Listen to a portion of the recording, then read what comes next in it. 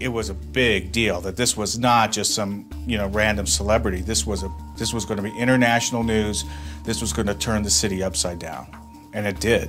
When I ran by that day, I looked over to the east here, and I just saw these news satellite dishes all over the place. Maybe, I'd say dozens of them. I managed, to kind of run by and see the blood on the steps, because everybody talked about the blood on the steps, and it stayed there for a long time.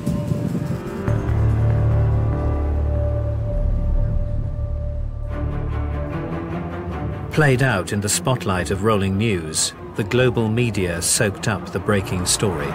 We quickly shut down the city before Andrew Cunanan was able to leave, so we were fairly convinced that he was still in Miami Beach. It was a huge manhunt. Everything stopped in Miami. Everything was focused on this manhunt. And everybody descended upon South Beach. International news, and we basically stayed at the police station 24/7. It was just crazy. I mean, it became a media circus. I mean, the police were coming in, asking questions. It was so much activity on Ocean Drive, and the cameras and the people, and there was still the fear. The warmth of the Miami streets was replaced by cold dread and panic. Well, we didn't know what happened. We don't know why it happened, if it was random or the guy knew him. There's a lot of uncertainty. People were worried about, is there a killer on the street? If he was shot, are they going to come shoot other people? It was scary. We all had the news on. Then all of a sudden I hear that he's killed other gay people in different cities. A lot of the gay people felt they were in danger from him, that he'll kill others. People were just like on edge the whole time. By murdering one of the most famous people in the world, Cunanan was now going to be headline news in every sense of the word. As the world watched on, could Cunanan be caught before he killed again?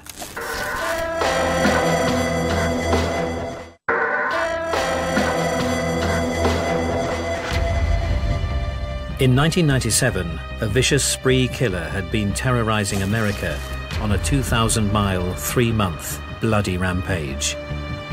Andrew Cunanan had just claimed his 5th victim, gunning down the world-famous fashion designer Gianni Versace on the steps of his South Beach mansion in broad daylight. You couldn't pick somebody more important to a person like Andrew, and yet, at his own hand, he saw his demise. But 8 days after the murder, the trail had gone cold. Putting his face out there was a difficult task. I remember we came up with a photo lineup of about 6 different Andrew Cunanan, and we put it out on a poster for the media to help assist us with locating him, and that's how the leads came in. It was just a massive manhunt, and it was almost unfathomable that he could not find this guy.